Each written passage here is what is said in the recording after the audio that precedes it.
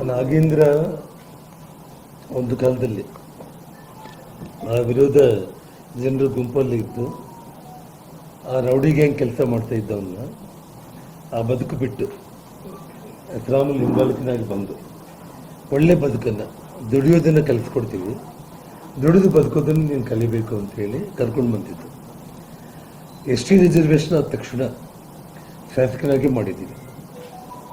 ಎಲ್ಲ ಕಾಂಗ್ರೆಸ್ ಪಕ್ಷಕ್ಕೆ ಹೋದಾಗಲಿಂದ ಹಿಡಿದು ಕೂಡ ಇದುವರೆಗೂ ಕೂಡ ನನಗೆ ರಾಜಕೀಯ ಜನ್ಮ ಕೊಟ್ಟಂಥವರು ರಾಜಕೀಯ ಗುರುಗಳು ಅಂತೇಳಿ ಮಾತಾಡೋದು ಒಂದು ಕಡೆ. ಇವತ್ತು ಕಂಪ್ಲೀಟ್ ನಾಗೇಂದ್ರ ನಿರ್ಧಾಮ ಆಗಿಬಿಟ್ಟಿದ್ದಾನೆ. ವಾಲ್ಮೀಕಿ ಹಗರಣದಲ್ಲಿ ವಿಶೇಷವಾಗಿ 180 ಕೋಟಿ ಹಗರಣದಲ್ಲಿ, ಇನ್ನು CBI ಕೇಸ್ಗಳಂತೂ 9 ಕೇಸ್ಗಳು, SIT ಕೇಸ್ಗಳು 25-30 ಕೇಸ್ಗಳು, ಚೆಕ್ ಬೌನ್ಸ್ ಕೇಸ್ಗಳು. ಅವನು ಪೂರ್ತಿ ಕೇಸ್ಗಳಲ್ಲಿ ಮುಳುಗೋಗಿದ್ದಾನೆ. ಈಜಾಡಿ ದಡೆಗೆ ಸೇರಬೇಕಂದ್ರೂ ಕೂಡ ಅವನ ಜೀವನದಲ್ಲಿ ಆಗಲ್ಲ. ನಾನು ಭಾಳ ತಾಳ್ಮೆಯಿಂದ ಅವನ ಬಗ್ಗೆ ಎಲ್ಲಿ ಕೂಡ ಮಾತಾಡಿಲ್ಲ. ನಿನ್ನೆ ಇದ್ದಕ್ಕಿದ್ದಂಗೆ ಬಂದು ನಾಲ್ಗೆ ಬಿಗಿಯಾಗಿ ಇಟ್ಕೊಂಡು ಮಾತಾಡೋದನ್ನು ಬಿಟ್ಟು ಹೇಗೆ ಬೇಕಂದ್ರೆ ಹಾಗೆ ಮಾತಾಡಿ ನನ್ನ ಮನೆ ಮೇಲೆ ಇಂದ ಕಲ್ಲುಗಳು, ನನ್ನ ಮನೆ ಮೇಲೆಯಿಂದ ಪೆಟ್ರೋಲ್ ಬಾಂಬ್ಗಳು ಹಾಕಿದ್ದೀವಿ, ಬಿಹಾರ್ ಮಾಡಿದ್ದಾರೆ ಅನ್ನೋ ಮಾತನ್ನು ಏನು ಯೂಸ್ ಮಾಡಿದ್ದಾನೆ, ನನ್ನ ಮನಸ್ಸಾಕ್ಷಿಗೆ ವಿರುದ್ಧವಾಗಿ ಮಾತಾಡಿದ್ದೀನಿ ಅನ್ನೋದು ಅವನಿಗೂ ಗೊತ್ತು. ಇನ್ನು ಮುಂದೆ ಏನಾದರೂ ಇದೇ ರೀತಿ ಮಾತಾಡೋದಕ್ಕೆ ಏನಾದರೂ ಪ್ರಯತ್ನ ಮಾಡಿದರೆ ಮಾತ್ರ ಭಾಳ ಗಂಭೀರವಾಗಿ ಜನರು ಬುದ್ಧಿ ಕಲಿಸ್ಕೊಡ್ತಾರೆ.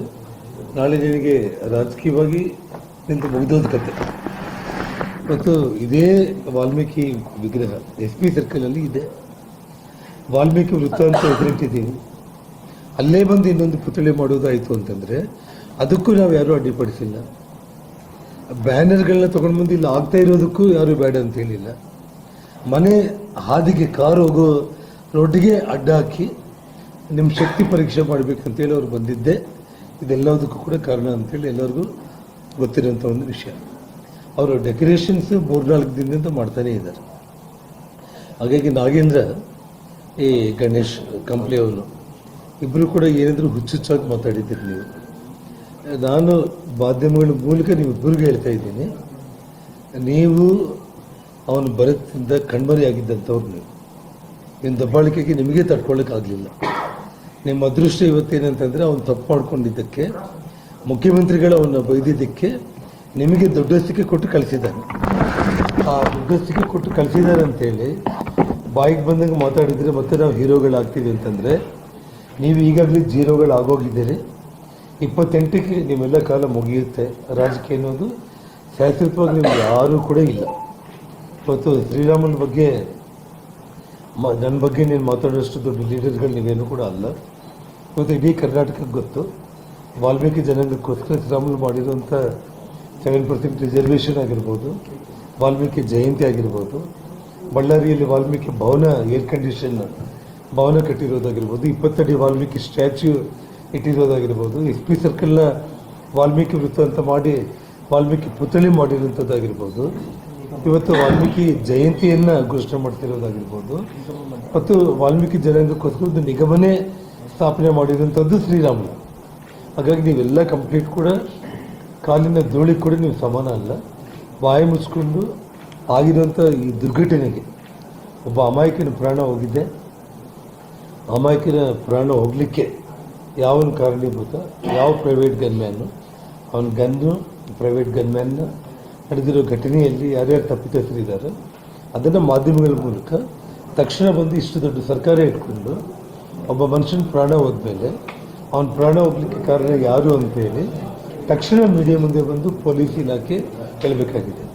ಮತ್ತು DSPನ ಸಸ್ಪೆಂಡು ಮಾಡಬೇಕು.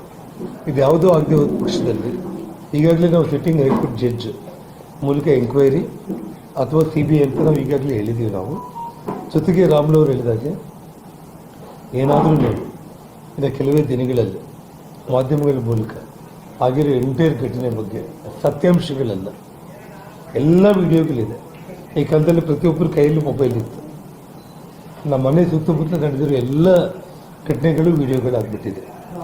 ಪೊಲೀಸರಿಗೆ ಭಾಳ ಸುಲಭ ಯಾರಿಂದ ತಪ್ಪಾಗಿದೆ, ಏನಾಗಿದೆ, ಹೇಗಾಗಿದೆ ಇದನ್ನು ತಾವು ಸರಿಪಡಲಿಲ್ಲ ಅಂತಂದರೆ ಶ್ರೀರಾಮುಲು ಅವರು ಹೇಳಿದಾಗೆ ಖಂಡಿತವಾಗ್ಲೂ ಕೂಡ ಭಾರತೀಯ ಜನತಾ ಪಕ್ಷದ ವತಿಯಿಂದ ಆ ಒಂದು ಬಳ್ಳಾರಿ ಟು ಬೆಂಗಳೂರು ಪಾದಯಾತ್ರೆ ಮಾಡೋ ಸಂದರ್ಭ ಬರುತ್ತೆ. ಅದಕ್ಕೆ ಅವಕಾಶ ಕೊಡದೇನೆ ಸರ್ಕಾರ ಎಚ್ಚೆತ್ಕೊಂಡು DSPನ ಸಸ್ಪೆಂಡ್ ಮಾಡಿ ಇಮಿಡಿಯೇಟಾಗಿ ಆ ಪ್ರಾಣ ಕಳ್ಕೊಂಡಿರೋ ಹುಡುಗನಿಗೆ ನ್ಯಾಯ ಮಾಡೋ ರೀತಿಯಲ್ಲಿ ಏನೇನಾಗಿದೆ ಘಟನೆಗಳನ್ನು ಮಾಧ್ಯಮಗಳ ಮುಂದೆ ಇಡೀ ರಾಜ್ಯದ ಮುಂದೆ ಇಡಬೇಕು.